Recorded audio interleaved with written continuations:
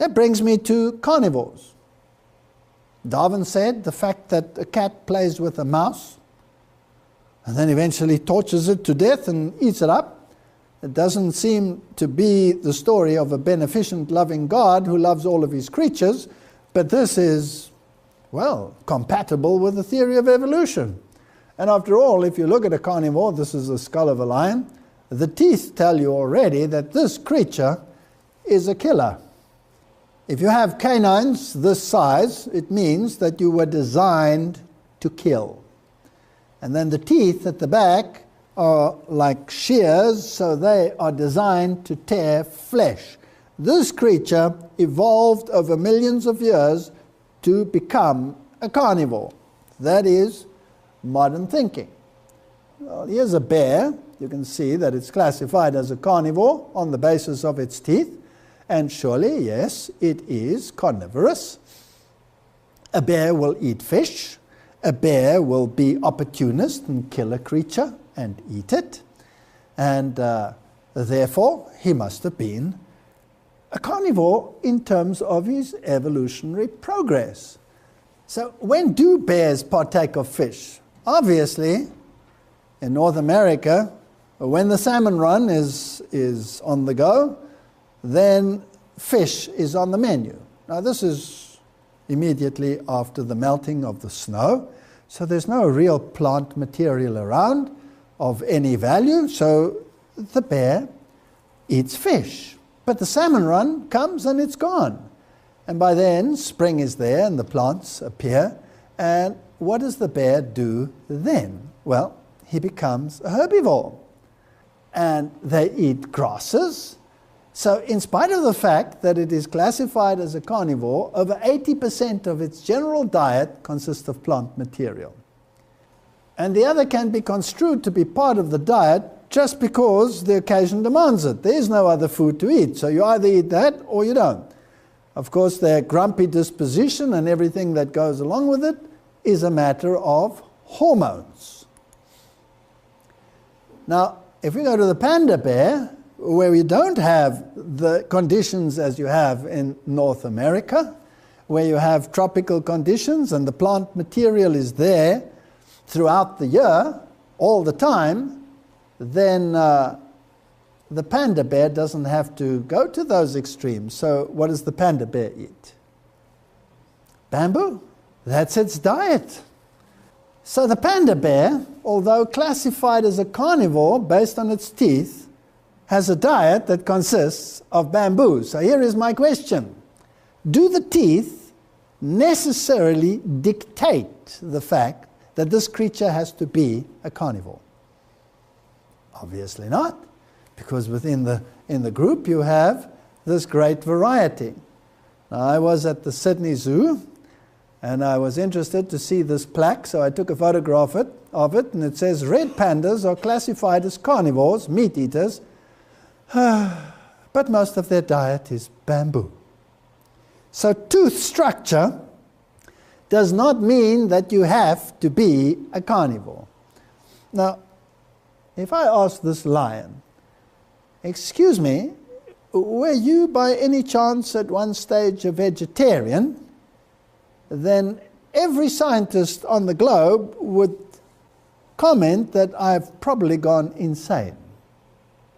And in fact, it actually happened to me, because if I gave lectures on this issue, then many, many scientists would tell me, but these creatures are evolved to be carnivores. It's not just a question of tooth structure. The whole creature is designed to be a killing machine. Look at those muscles. This is a powerful creature. It can run and catch creatures, and it can kill creatures, and it has all the equipment necessary for doing this very thing. And then the internal anatomy is different. The intestine is much shorter than that of a herbivore. A carnivore only has about 6 times the length of its body in its gut, whereas a herbivore can have up to 22 times the length. So there's a vast difference between the one and the other. Surely this takes millions of years to evolve.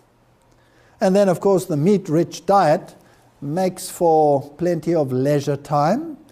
So most of the time is spent snoozing somewhere under a tree. And you mean to tell me that this creature over here, the rival to the lion for the king position, was also a herbivore? That seems rather ridiculous. Well, judging by the teeth, they are carnivores. They have the canines, they have everything that is required to do what they have to do, and so is the wolf. It has the structures, it's designed to be a carnivore, and this creature with its terrible jaw power and massive teeth, well, obviously designed to rip bones apart and eat what is left over. So these are killing machines and cleanup machines par excellence. Evolution is written all over them. And the further they go away from the original herbivore plan, by the way, the uglier they get. And the dingo? Well, the dingo is nothing but a dog. It interbreeds with other dogs. It was introduced by Asian seafarers, and yet everybody claims that it is the super example of evolution. There's no evolution there at all. It's a dog. If it interbreeds with other dogs, it's a dog. So the jackals, the fox, the coyote, all of these creatures, where do they come from, and how can one claim that they were anything other than carnivorous? Now here's another creature, and this particular monkey, if we ask him to open his mouth for us, will show us that he has a set of canines which would make a lion proud. And yet he's a total vegetarian, so again, tooth structure does not determine the diet. So let's get back to the question. Lion, is it possible that you could have been a vegetarian at some stage? Well, after I'd given a lecture, it was actually in North America, where people had said that it must take millions of years to develop these changes in the anatomy of the gut, I went home with the idea of doing some experiment to see whether this was so. But I had a student who was working on chickens. Now, I admit that a chicken is not a lion, but the principle is the same. And because she was working on antibiotic resistance as it develops in creatures, because of the problem which this creates in modern society, we had these chickens on different regimes from hatching until market size, which is 1.5 kilograms, which takes about 6 weeks. So it's a 6-week program. And we wanted to see whether certain diets and antibiotics affect antibiotic resistance. But some of them were on a plant regime and some of them were on an animal protein regime. So here are the diets as they are described over here. So we don't have to go into the detail. Those chickens that were on a vegetarian regime, they had maize or corn, they call it in America, corn and soy as their food source. And then we had groups with antibiotics and without antibiotics. And the other group had the same diet, the basic diet, but added to it, they had fish meal, which they do in the industry, because we wanted to see if animal protein in some way enhances or decreases antibiotic resistance. And so we had another group on the same diet with antibiotics. And if we look at the results, the growth rates on the various dietary regimes, A, total plant diet, B, the same diet plus antibiotics, and C, animal protein, and D, the same diet, animal protein, plus of course the plant proteins, and antibiotics. And statistically, no difference in the growth rate of the creatures. So it didn't matter whether they were the one or the other. When it came to gut mass, then it became interesting. If they were on plant regimes plus antibiotics, they were higher in gut mass than those that were on an animal regime plus antibiotics. And so there was a distinct difference. But when it came to the gut length, it was fascinating. Plant protein, the longest gut. Add antibiotics, shorter gut. Animal protein, shorter gut. Animal protein plus antibiotics, still shorter gut. So the question is, can diet affect gut length in one generation? And the answer is yes. So it doesn't take millions of years. So obviously, here is one of those situations where the epigenetics control the expression of the genes and determine how long the gut needs to be.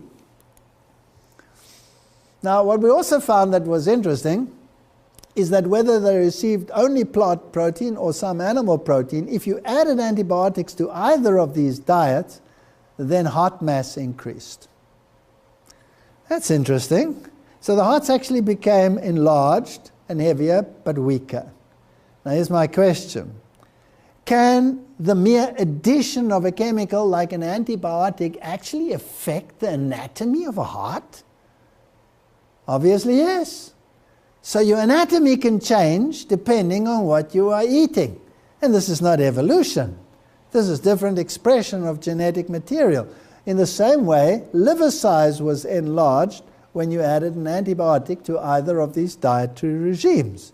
So your anatomy can be changed by what you eat. And the cow and the bear shall feed. The young ones shall lie down together, and the lion shall eat straw like the ox. Where it says that the lion will become a vegetarian again, and you look at Darwin where he said the fact that the cat plays with the mouse is evidence for evolution. Now, we've looked at the situation, knowing what we know now about the science of epigenetics, of the changes that can take place rapidly. Is it possible that one can envision the lion eating straw like the ox? Well, there are numerous examples in Africa of lions that were raised vegetarian. And it's fascinating that these lions lived longer than their other protégés, and they had none of the diseases of these others. There was one famous story of a person who had a pet male lion who used to sleep on the bed with him. But he had an olfactory problem. He was rather smelly. And not only his skin, but also, well, the other vapors that occasionally escaped from him were rather noxious. And so the man decided he was going to change this lion's diet, and he put him on a vegetarian diet. And all of these things disappeared. There's the story of the famous vegetarian lion who became a TV star until they gave him meat and he died. And all kinds of interesting stories. So yes, you can subsist very well on a vegetarian diet. That has been proven. God said, "See, I have given you every herb that yields seed, which is on the face of all the earth, and every tree whose fruit yields seed, to you it shall be for food." So there is the original diet of man, and we can see that everything that God gave man to eat came from the plant kingdom. So he was a vegetarian. But then it gets fascinating because it says also to every. That's a very strong word. It embraces everything. Every beast of the earth, every bird of the air, everything that creeps on the earth in which there is life, I have given every green herb for food, and it was so. So, purely on the strength of the text, everything that creeps, everything that lives, everything that lived on this planet of the animal kingdom was herbivorous, plant eating.